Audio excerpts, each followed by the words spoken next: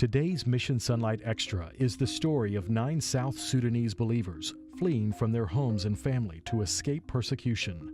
The story is shared by 2 of the 9 believers. In 1987, Ajak BR came from Nasir with the Adventist message for us at Aboram village.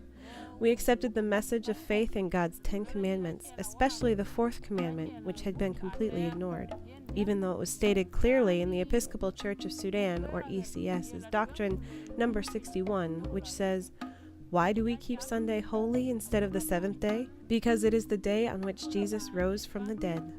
We used to worship at Ajak's home before a church was constructed. In 1988, the church was built in Aboram, and our membership increased. When the ECS noted Ajak's activity with the members, they went to the police and accused her of spoiling their children.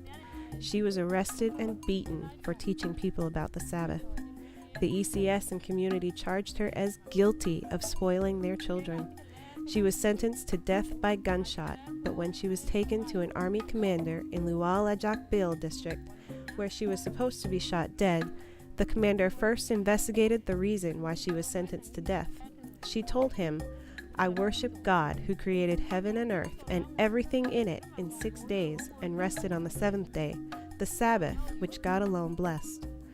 She was released with heavy warning not to worship on Sabbath with any other person, excluding her kids. In 1989, Ajak left Aboram for Nasir, where her husband was, and later went to Gambela while we were left in Aboram Bor, with a church with no baptized members. Unfortunately, after she left us, the ECS invaded our church and arrested all of us who were worshiping on that Sabbath.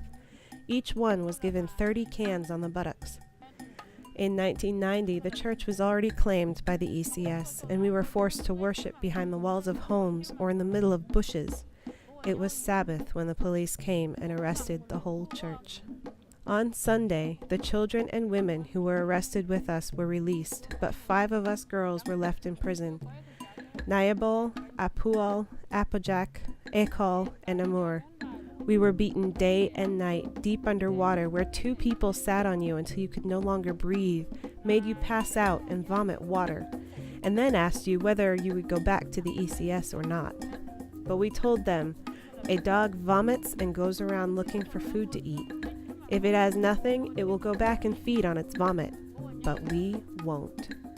We were beaten until we could not sit on our buttocks, but we were so happy because we prayed to God to take the pain away, and even though they were beating us, we didn't feel it.